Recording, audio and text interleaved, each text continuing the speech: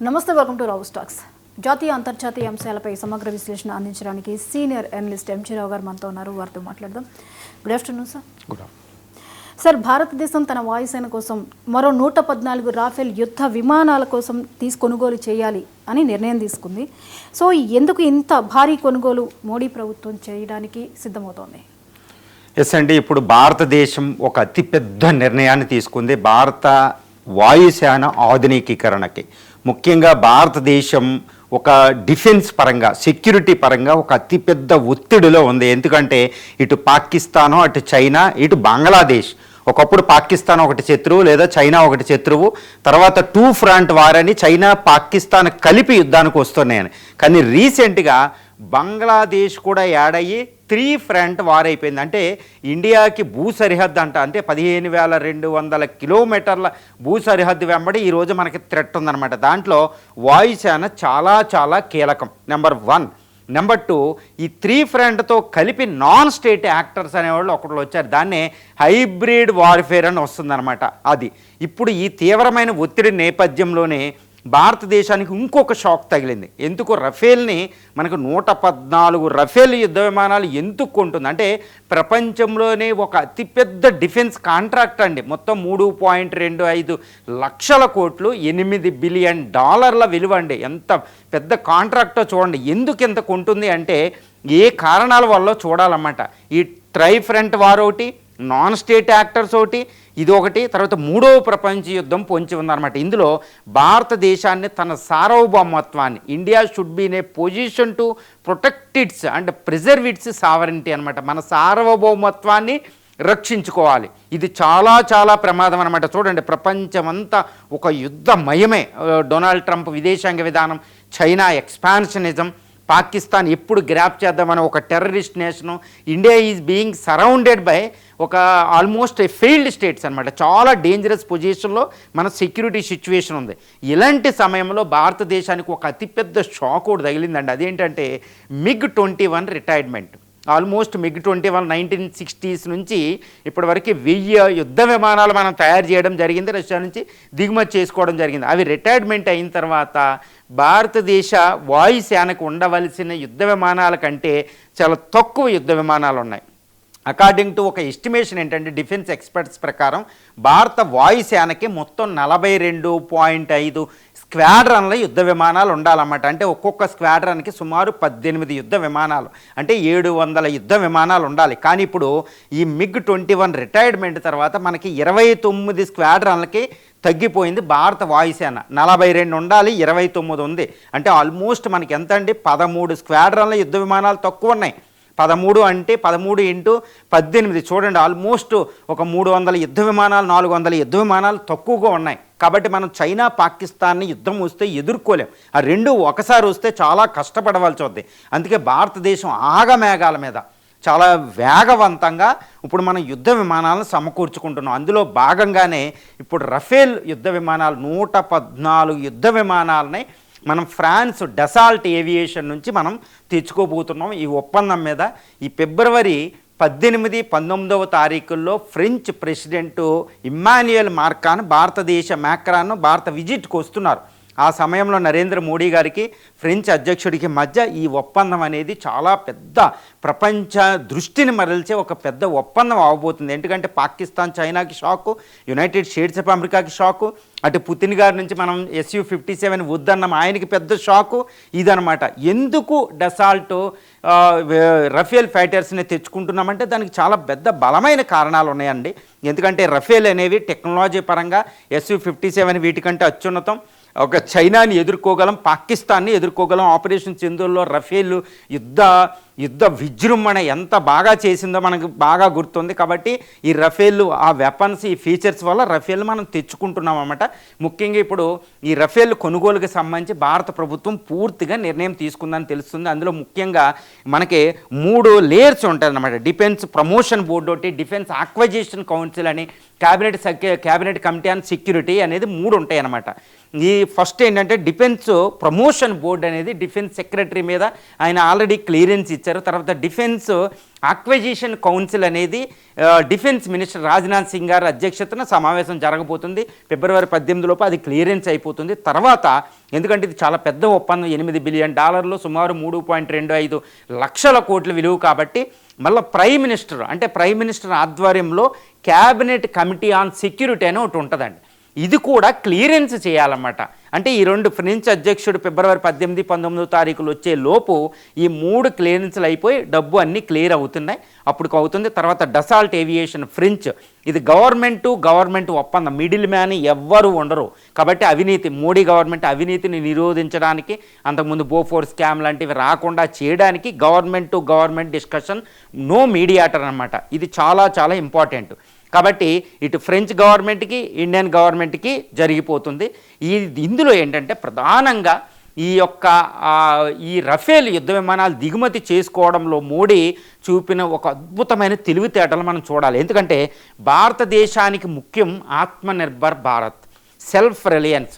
స్వయంగా భారతదేశం ఈ డిఫెన్స్ విషయంలో సెల్ఫ్ సఫిషియన్సీ ఉండాలన్నమాట. అందుకే ఈ రఫేల్ యుద్ధ విమానాల మొత్తం 114 యుద్ధ విమానాల కొనుగోలులో 24 మాత్రమే, అంటే సుమారు 24 యుద్ధ విమానాలు డైరెక్ట్గా ఫ్లైబై కండిషన్లో మనకు ఫ్రాన్స్ నుంచి ఇక్కడికి వచ్చేస్తాయి. మిగిలిన 96-94 యుద్ధ విమానాలని నాగపూర్లో మనకి ఈ రిలయన్స్ డసాల్ట్ ఏవియేషన్ సంయుక్తంగా ఏర్పాటు చేసిన ఒక జాయింట్ వెంచర్ నాగపూర్లో తయారు చేస్తుంది అనమాట. ఇందులో టాటా, మహేంద్ర లాంటి కంపెనీలు కూడా ఇన్వాల్వ్ అవుతాయి. మొత్తం రఫేల్ యుద్ధ విమానాలకు సంబంధించిన టెక్నాలజీ అంతా ఇండియాలో ఇక్కడ మ్యానుఫ్యాక్చరింగ్ యూనిట్ ఎస్టాబ్లిష్ చేస్తే జైపూరు, నాగపూర్, హైదరాబాద్ ప్రాంతాల్లో, బెంగళూరులో హాల్లో ఏర్పాటు చేస్తారు.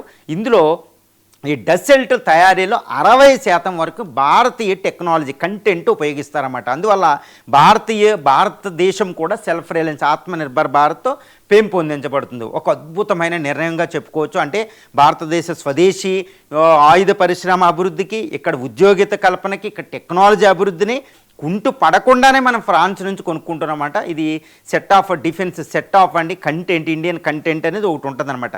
వీటన్నిటి మీద ఒక కూలంకషమైన చర్చలు జరుగుతున్నాయి, చాలా వేగవంతంగా జరుగుతున్నాయి. మాక్రాన్ కూడా, ఫ్రెంచ్ అధ్యక్షుడు కూడా ఈ ఒప్పందం మీద చాలా దృష్టి పెట్టారు. ఎందుకంటే అది పెద్ద ఆయుధ ఒప్పందం అనమాట.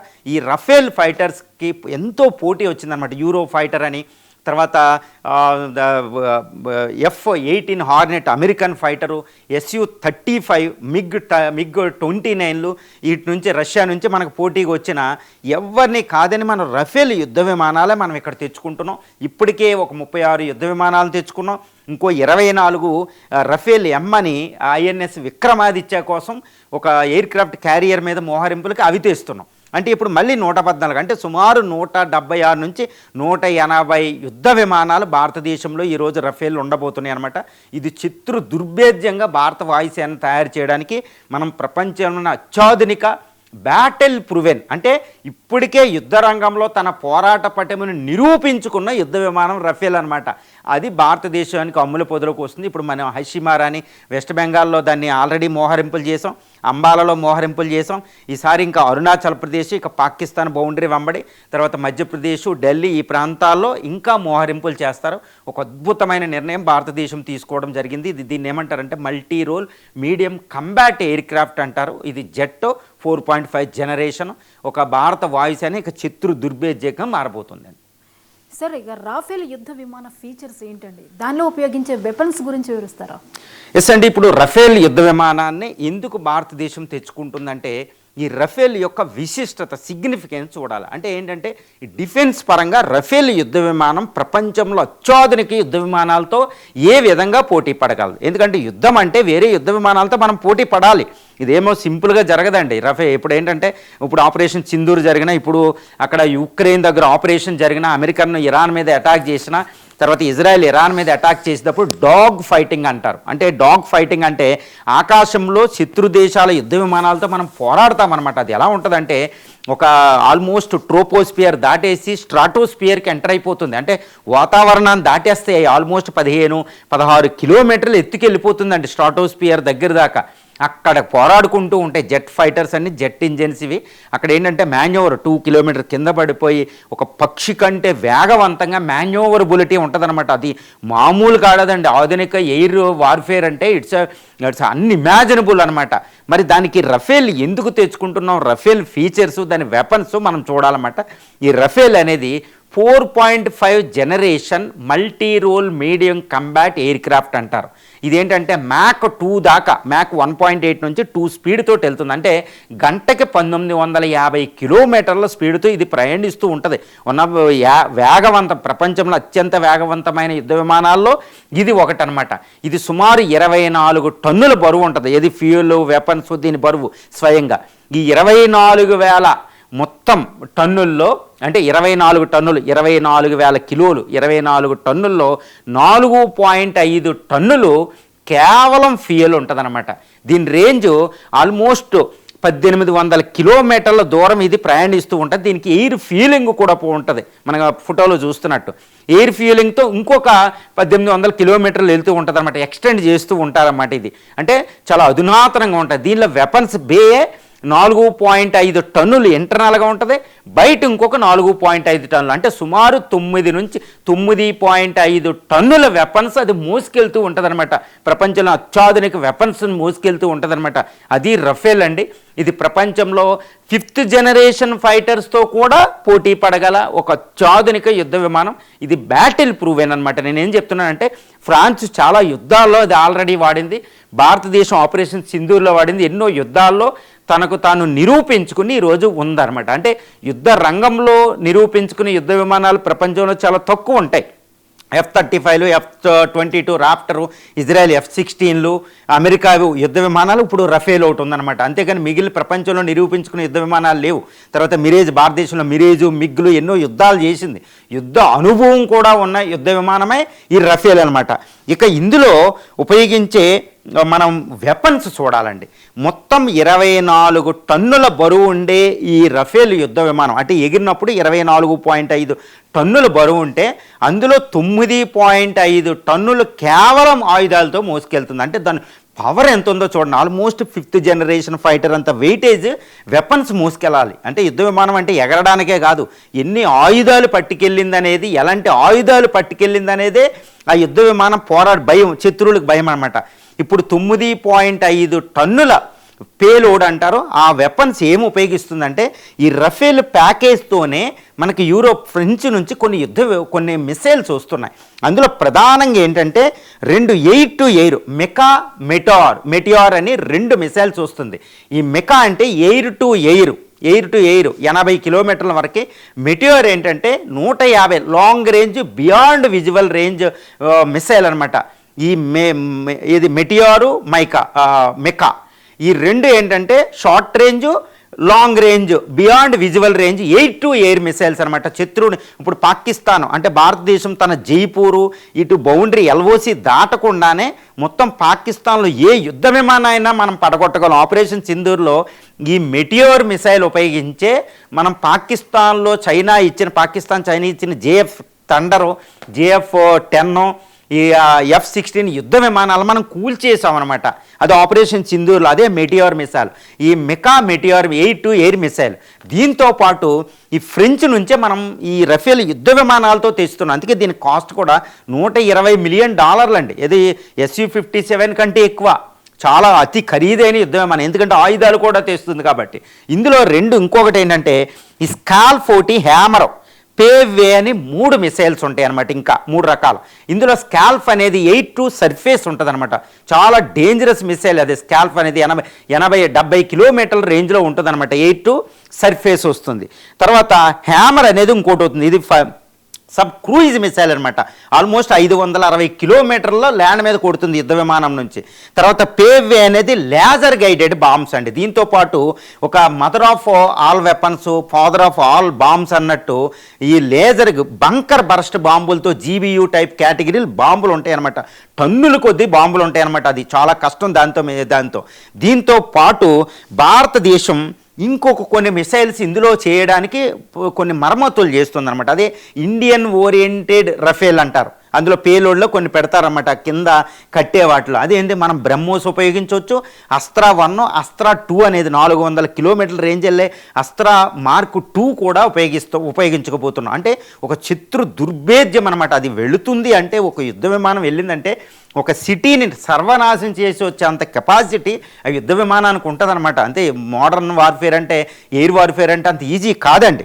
దీంతో పాటు ఏంటంటే యాంటీ షిప్ ఎక్సోసెట్ అనే ఒక మిసైల్ కూడా యాంటీ షిప్ అంటే శత్రు యొక్క నేవీ షిప్లను కూడా మనం పేల్చేయచ్చు అనమాట. ఇది 70 కిలోమీటర్ల రేంజ్లో వెళ్తుందనమాట. ఇంత మోడర్న్ వార్ఫేర్తో ఇది వస్తుంది.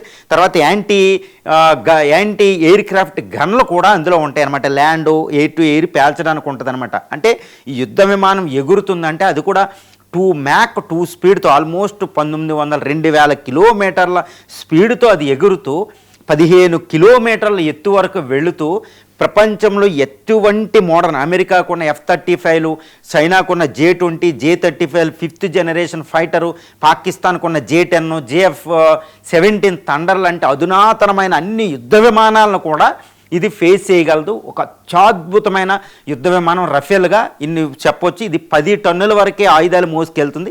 దీంతోపాటు ఇంకొక విశిష్టత ఏంటంటే ఇది న్యూక్లియర్ క్యాపబుల్ ఎయిర్ క్రాఫ్ట్. అంటే న్యూక్లియర్ బాంబులు కూడా దీంతో ప్రయోగించవచ్చు అనమాట. Laser guided, bunker guided, air to air surface, air to surface, అదేవిధంగా ఎయిర్ టు అంటే ఎయిర్ క్రాఫ్ట్ డాగ్ ఫైట్ ఉండడం, తర్వాత మోడర్న్ యావియానిక్స్ అనేది, ట్విన్ ఇంజిను, తర్వాత 2 పైలట్లు అందులో ఉండడం, ఒక అద్భుతమైన యుద్ధ విమానం. అందుకే భారతదేశం ప్రపంచంలో ఉన్న అన్ని యుద్ధ విమానాలు, ఆధునిక యుద్ధ విమానాలన్నింటినీ వడబట్టి చివరికి దీన్ని సెలెక్ట్ చేయడం జరిగిందనమాట. సార్, రష్యా నుంచి 5th జనరేషన్కి బదులుగా ఫ్రాన్స్ నుంచి 4.5 జనరేషన్ ఫైటర్స్నే ప్రిఫర్ చేస్తోంది భారత్. ఎందువల్ల అంటారు? ఎస్ అండి, ఇప్పుడు రష్యా అధ్యక్షుడు వ్లాడిమిర్ పుతిన్ వచ్చినప్పుడు మేము SU-57 5th జనరేషన్ ఫైటర్స్ ఇస్తాం, టెక్నాలజీ కూడా ట్రాన్స్ఫర్ చేస్తానని Putin prime minister Narendra Modi గారిని అడిగిన భారతదేశం SU-57 అండ్ 5th జనరేషన్ ఫైటర్ని తిరస్కరించేసింది. మాకు వద్దు అని తిరస్కరించి ఈరోజు ఫ్రెంచ్ నుంచి 4.5 జనరేషన్ ఫైటరు ఈ యొక్క రఫేల్ని తెచ్చుకుంటున్నాను అనమాట. ఇది చాలా పెద్ద క్వశ్చన్ అండి. ఎందుకంటే 5th జనరేషన్ ఫైటర్ని అది కూడా $80 మిలియన్ చాలా చీప్గా ఉండేది. టెక్నాలజీ కూడా మనం వద్దని దీనికంటే $80 మిలియన్ బదులు $120 మిలియన్ ఉన్న 4.5 జనరేషన్ రఫేల్ మనం ఫ్రెంచ్ నుంచి తెచ్చుకుంటున్నాం. ఎందుకు తెచ్చుకున్నాం అంటే దానికి చాలా స్పష్టమైన కారణాలు ఉన్నాయండి. ఎందుకంటే మనం ఇండియా ఆమ్కా అనేది ఒకటి తయారు చేసుకుంటున్నాం. Advanced medium combat air craft అనేది బెంగళూరులో తయారు చేస్తున్నాం. దాని డిజైన్ అయింది. అది రావడానికి 2035 లోపు భారత వాయుసేనలోకి రాబోతుంది. మనం 5th జనరేషన్ ఫైటర్ మనమే తయారు చేసుకోవాలి, దాన్ని తెచ్చుకోకూడదని భారతదేశం నిర్ణయించుకుంది. అందుకే దానికోసం మనం ఇప్పుడు జరుగుతున్న స్వదేశీ యుద్ధ విమానాన్ని అభివృద్ధి చేసుకుంటున్నాం. అది ఒక ప్రధాన కారణం. అంటే ఇప్పుడు రష్యా $80 మిలియన్ SU-57 టెక్నాలజీ ట్రాన్స్ఫర్తో ఇస్తానన్నా దానికి ఎందుకు వద్దన్నామంటే ఈ SU-57 రష్యా అనేది బ్యాటిల్ ప్రూవెన్ కాదు.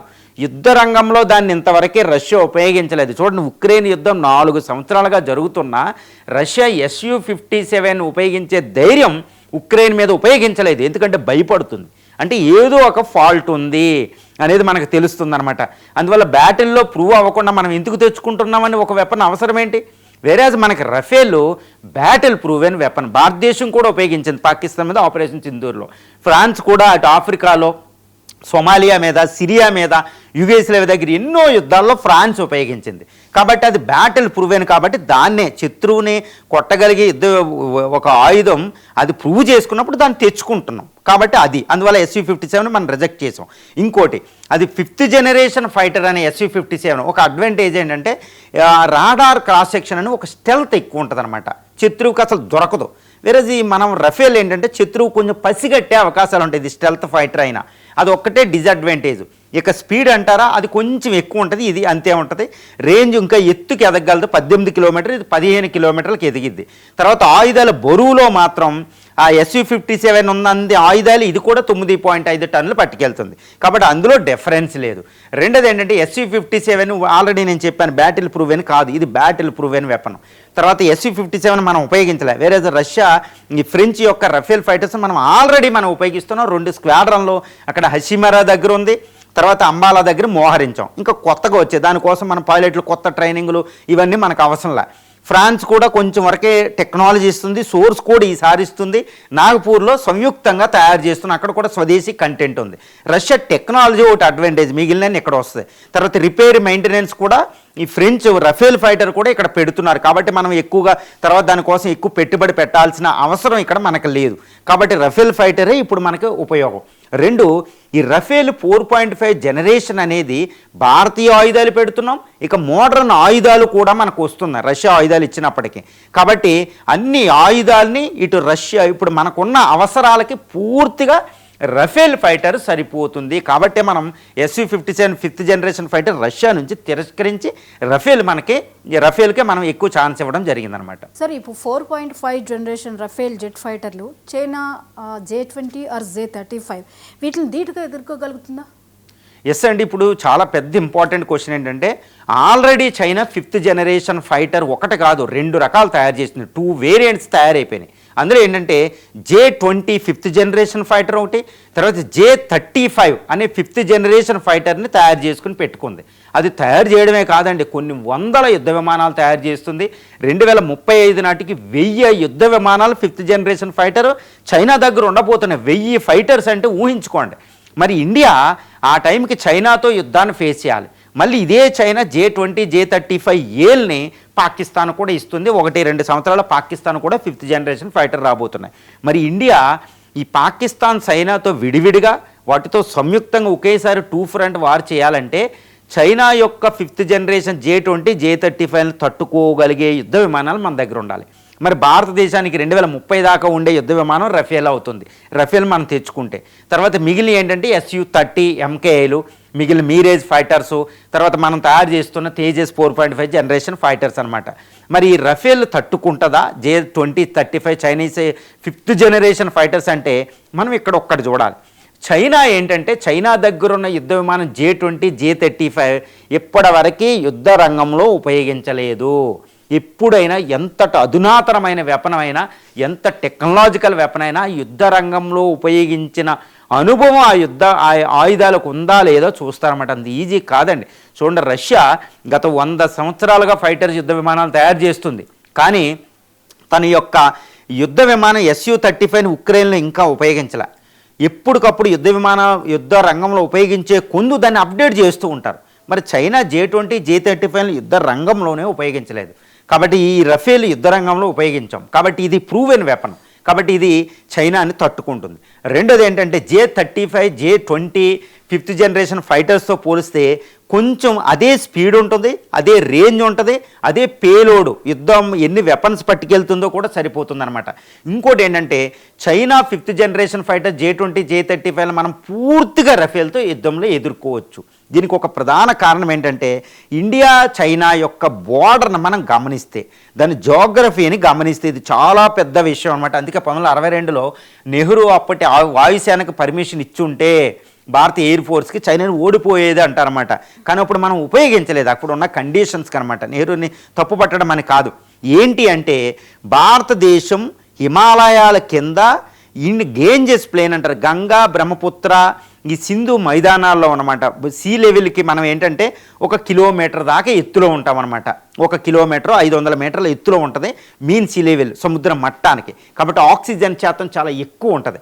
వేరే చైనా భారతదేశం మీద యుద్ధం చేయాలంటే హిమాలయాల అవతల, హిమాలయాల ఎత్తులో ఉన్న ఈ కున్లూను, తర్వాత హిమాలయాలు మౌంటైన్స్ మధ్యలో ఉన్న టిబెటన్ ప్లాట్యూ నుంచి ఆ యుద్ధ విమానాలు లెగాలి. టిబెటన్ ప్లాట్యూ అంటే సముద్ర మట్టానికి 4.5 కిలోమీటర్ల ఎత్తులో ఉంటుందన్నమాట. అక్కడ ఆక్సిజన్ శాతం వాతావరణంలో కేవలం 50% ఉంటుంది. ఆక్సిజన్ వాతావరణంలో తక్కువైతే ఆ యుద్ధ విమానం లెగడం అనేది చాలా కష్టం.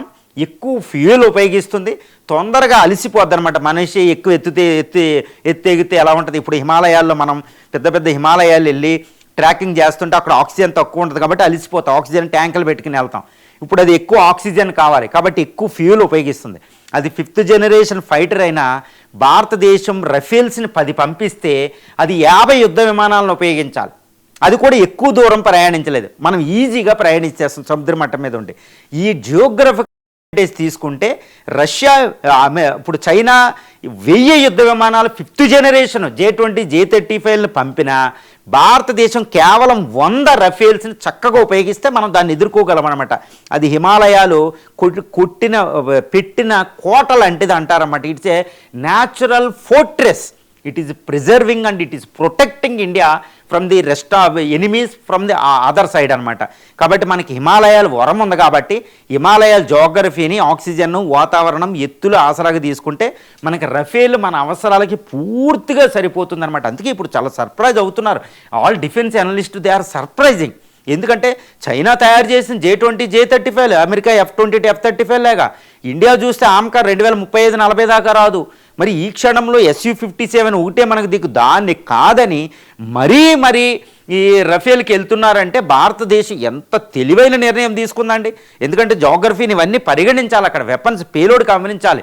ఇవన్నీ తీసుకుంటే ఇందులో స్కాల్ప్ వెపన్ ఒకటి, మెటియోరు, మెకా, తర్వాత అస్త్రా మార్క్ 2 ఉపయోగిస్తాం, బ్రహ్మోస్ ఉపయోగిస్తాం, 8-8 బ్రహ్మోస్ కూడా మనం తయారు చేస్తాం.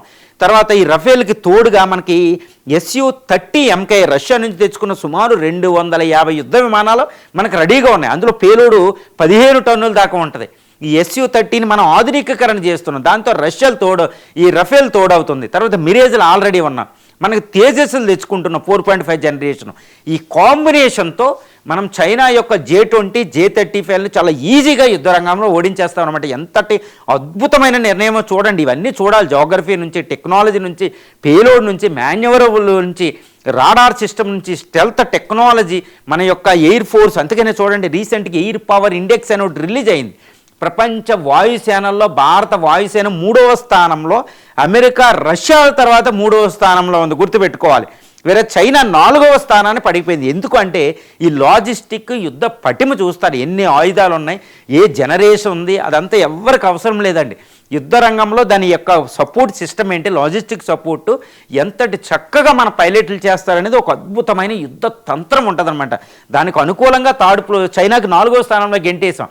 అందుకే రఫేల్ తెచ్చుకుంటున్నాం. ఈ రఫేల్ పాకిస్తాన్కి చైనా ఇచ్చే J-20, J-35, J-10, J-11, J-16, J-17 థండర్లు అంటే చైనా దగ్గర ఉన్న అన్ని అధునాతన యుద్ధ విమానాలని మనం రఫేలు, Sukhoi 30 MKI, తేజస్సు, మిరేజు, MiG-27, Sukhoi 27, MiG-30లతో అన్నిటినీ మనం శుభ్రంగా ఎదుర్కోవచ్చండి. మన అవసరాలు సరిపోద్ది. ఈ లోపు 2035కి మనకు ఆమ్కా ఇంకొక 5th జనరేషను. అది కూడా ఇంకోటి ఏంటంటే ఆమ్కా 5th జనరేషన్ కాదండి, 5th+ జనరేషన్తో మన ఆమ్కా వస్తుంది అప్పటికి ఇంకా టెక్నాలజీలతో. కాబట్టి భారతదేశం చాలా జాగ్రత్తగా ఆలోచించి అన్ని ఆచి తూచి చాలా మెటిక్యులస్గా చాలా పెయిన్స్టేకింగ్ అప్రోచ్తో ఒక అద్భుతమైన నిర్ణయాన్ని తీసుకుందనమాట. ఇందులో సర్ప్రైజ్ అవ్వాల్సిన అవసరం ఏం లేదు. ఒక భారతదేశం ఒకప్పుడు వేరు, ఇప్పుడు తీసుకునే నిర్ణయం 3వ ప్రపంచ యుద్ధానికి సంసిద్ధమై తీసుకునే నిర్ణయం అనమాట. Wonderful decision.